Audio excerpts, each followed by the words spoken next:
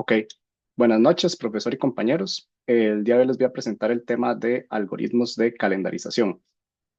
Entonces, cuando hablamos de sistemas embebidos, por lo general nos referimos a sistemas pequeños y portables, como por ejemplo cámaras, teléfonos inteligentes, e incluso podríamos hablar también de sistemas electrónicos en automóviles. Estos sistemas, por lo general, van a correr un sistema operativo basado en un RTOS para procesar información en tiempo real, manejar interrupciones. Y es en estos sistemas donde desarrollaremos nuestros programas concurrentes, donde sí o sí tendremos comportamiento no determinístico y será importante utilizar estos algoritmos de calendarización para evitar deadlocks, lifelocks en el código y también cumplir con los requerimientos del sistema. Entonces, para la lista de contenidos, empezaré definiendo qué es la calendarización de CPU. Luego explicaré cada uno de los algoritmos de calendarización de esta lista y terminaré con las conclusiones. Entonces, ¿qué es la calendarización de CPU? Este concepto trata básicamente con el problema de decidir cuál de los procesos en una cola de procesos listos será asignado al núcleo de la CPU. Y para ello existen muchos algoritmos de calendarización de CPU diferentes. El primero de ellos sería el First Come, First Serve o FCFS. De acuerdo a la literatura, este es el algoritmo de calendarización de CPU más simple. Consiste en que el primer proceso que solicita la CPU es el primero en ser asignado a la CPU y este se implementa mediante una cola FIFO. También es un algoritmo no expropiativo, lo que quiere decir que mientras haya un proceso asignado a la CPU, este no podrá ser interrumpido por algún otro proceso hasta que este finalice. En esta figura, el proceso que estaría asignado a la CPU sería el proceso P1, que es el que está en la cabeza del FIFO, mientras los demás procesos serían asignados a la cola del FIFO. Este sería un ejemplo, considerando dos procesos, P1 y P2, que llegan en tiempo cero, en el orden P1 y P2. En la tabla de procesos podemos ver que el proceso P1 tiene un tiempo de ráfaga de 10 milisegundos y el proceso P2 tiene un tiempo de ráfaga de 5 milisegundos. En el diagrama de Gantt podemos ver la línea de tiempo en el que estos procesos son asignados a la CPU, empezando con el proceso P1, el cual empieza o es asignado en el tiempo cero, y a los 10 milisegundos le da paso al proceso P2 para ser asignado a la CPU. Si calculamos el tiempo de espera promedio en este ejemplo, tendríamos que es de 5 milisegundos. En este caso, 0 milisegundos, porque el proceso P1 no tuvo que esperar para ser asignado, pero el proceso P2 tuvo que esperar 10 milisegundos para poder ser asignado. Este sería el otro caso, donde el orden de llegada de los procesos cambia. En este caso sería primero el P2 y luego el P1, los mismos tiempos de ráfaga, y en el diagrama de Gantt vemos que en este caso el primero en ser asignado a la CPU sería el proceso P2 y a los 5 milisegundos el proceso P1 es asignado. En este caso vemos que también cambia lo que es el tiempo de espera promedio. En este caso tenemos un tiempo de espera promedio de 2.5 milisegundos. Entonces tenemos que como ventajas para este algoritmo es un algoritmo simple, pero tiene la desventaja de que el tiempo promedio de espera suele ser bastante alto, ya que va a depender un poco de cuáles sean los procesos que lleguen primero o sean asignados primero a la CPU. Si son los procesos que tienen un tiempo de ráfaga mayor, estos van a generar un cuello de botella para aquellos procesos que tengan un tiempo de ráfaga menor, básicamente. El siguiente algoritmo sería el Shortest Job First o SJF. Este algoritmo asocia a cada proceso la duración de su próxima ráfaga de CPU. Y cuando la CPU está disponible, se le asigna al proceso que tenga la próxima ráfaga de CPU más corta. Si dos procesos tienen la misma duración de ráfaga de CPU, se utiliza el algoritmo FCFS para hacer el desempate. Y en este caso puede ser tanto expropiativo como no expropiativo. Expropiativo en este caso sería que los procesos que están asignados a la CPU pueden ser interrumpidos por otros procesos. En este caso tendría un caso de SJF expropiativo, donde tendríamos tres procesos con distintos tiempos de llegada y distintos tiempos de ráfaga. En el diagrama de Gantt podemos ver que el primer proceso que es asignado a la CPU sería el proceso P1 en tiempo cero. A los 1 milisegundos, este es interrumpido por el proceso P2, ya que este tiene un tiempo de ráfaga menor.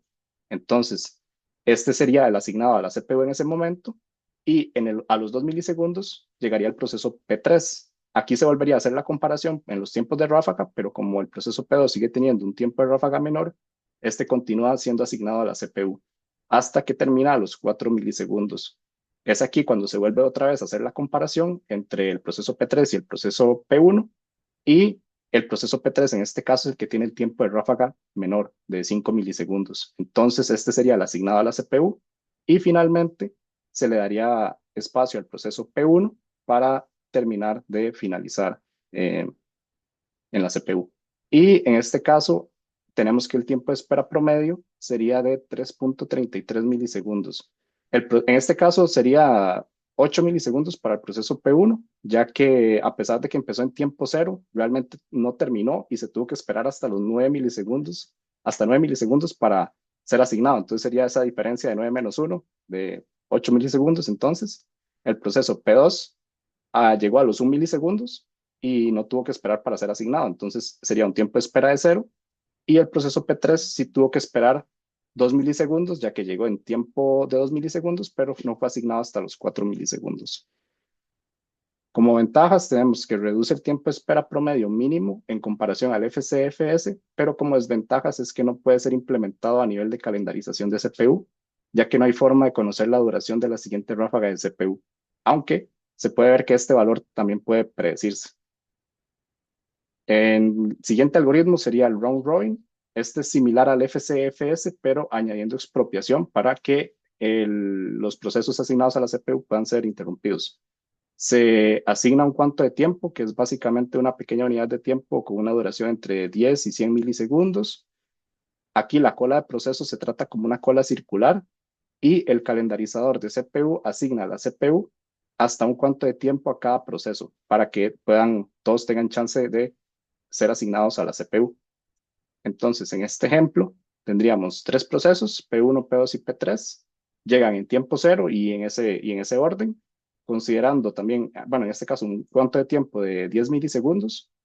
Podemos ver en el diagrama de Gantt que el proceso P1 sería el primero en ser asignado a la CPU. Este sería asignado por 10 milisegundos, que sería el equivalente al cuanto de tiempo.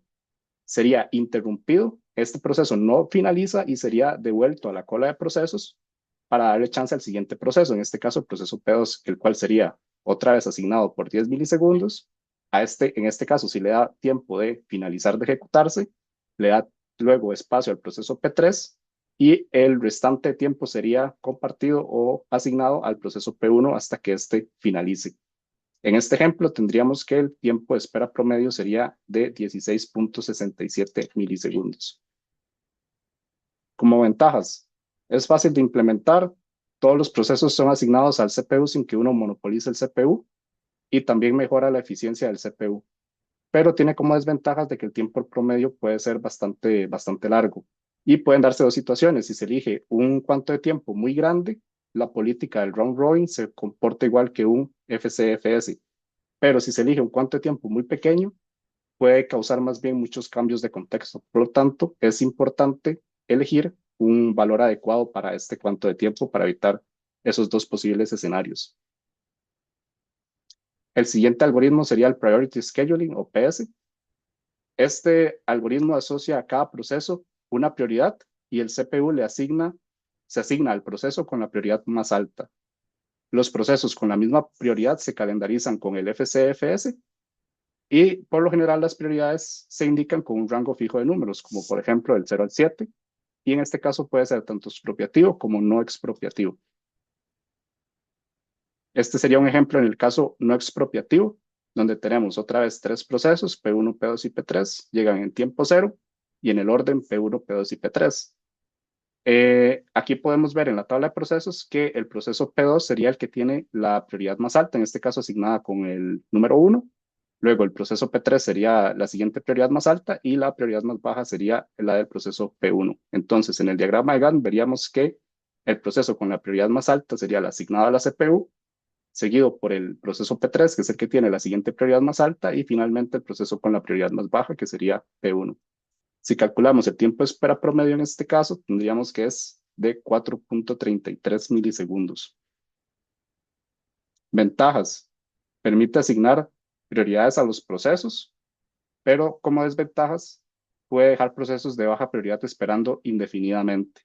Entonces, para este problema hay una solución, que es aumentar la prioridad de los procesos que han estado esperando mucho tiempo en la cola.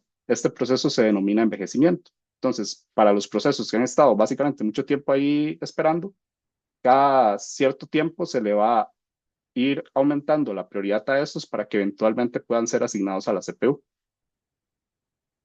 El siguiente es una combinación entre Priority Scheduling y Round Robin.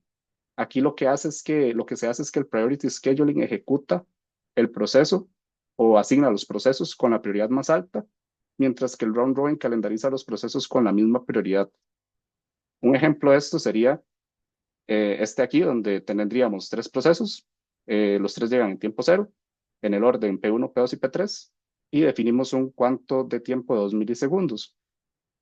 Aquí podemos ver que el proceso P3 es el que tiene la prioridad más alta y los procesos P1 y P2 tienen la misma prioridad. Entonces, el proceso P3 en este caso sería el que es calendarizado por el Priority Scheduling.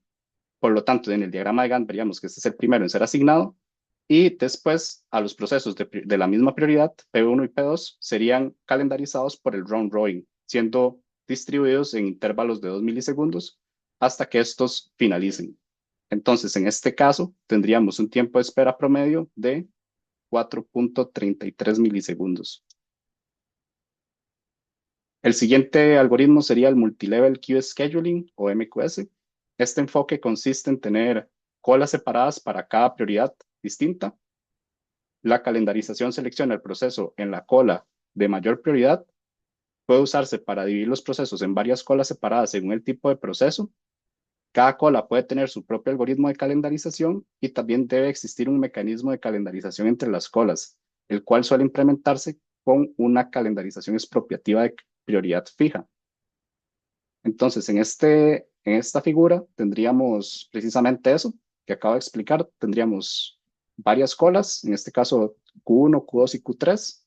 Cada una tiene asociada o asignados procesos con distinta prioridad. En este caso, la cola 1 tendría los procesos con la prioridad más alta, seguida por la cola Q2 y por la cola Q3 con los procesos con la prioridad más baja. Cada una de ellas utiliza un algoritmo de calendarización diferente y la idea de este algoritmo es que los procesos que están en la cola 1 serían los que tienen más prioridad por encima de los procesos de las colas Q2 y Q3. Entonces, mientras haya procesos asignados, o más bien en las colas Q1 y Q2, los procesos en la cola Q3 nunca serán o nunca podrán ser asignados a la CPU hasta que estas Q1 y Q2 estén vacías, básicamente. Como ventajas, tiene que baja la sobrecarga en la calendarización, ya que se utilizan múltiples colas, pero tiene como desventaja de que es poco flexible, ya que aún así aún seguiríamos teniendo procesos asignados por prioridades, pero en diferentes colas, básicamente. Entonces, para esto hay una solución que sería el Multilevel Feedback Queue Scheduling o MFQS, el cual permite mover un proceso o permite que los procesos se muevan entre colas. Y la idea aquí consiste en separar los procesos según las características de sus ráfagas de CPU. Entonces, si un proceso, por ejemplo, consume demasiado tiempo de CPU, este se mueve a una cola de menor prioridad. Pero si se da el caso opuesto en el que consume, o más bien en el que el proceso espera demasiado tiempo en una cola de baja prioridad, este puede ser promovido a una cola de mayor prioridad, por ejemplo, por el método de envejecimiento. Entonces, aquí tendríamos el mismo diagrama, las mismas colas, básicamente, solo que en este caso los procesos pueden ser degradados o promovidos entre colas. Entonces, por ejemplo, si hay un proceso que lleva mucho tiempo esperando en la cola Q3, este puede ser promovido mediante envejecimiento, por ejemplo, a una cola de mayor prioridad, por ejemplo, la cola Q2. Y puede darse el otro caso, donde haya un proceso que haya durado mucho tiempo en ser asignado en la cola Q1 y este sea degradado a una cola de menor prioridad. Es importante tener en cuenta los parámetros de este algoritmo, ya que estos serían el número de colas, también el algoritmo de calendarización que se va a usar para cada cola, los métodos o el método más bien para determinar cuándo promover un proceso a una cola de mayor prioridad, el método también para determinar cuándo degradar un proceso a una cola de menor prioridad y también el método para decidir en qué cola entra un proceso cuando necesita servicio. Y finalmente, para las conclusiones, bueno, vimos que no existe un algoritmo de calendarización perfecto, cada uno tiene sus ventajas y desventajas. También medir el tiempo de espera promedio es importante, ya que permite realizar un análisis del desempeño de la CPU. Y también es importante comprender estos algoritmos, ya que esto permite diseñar programas eficientes y robustos en sistemas embebidos. Y las referencias. Muchas gracias. Eso sería.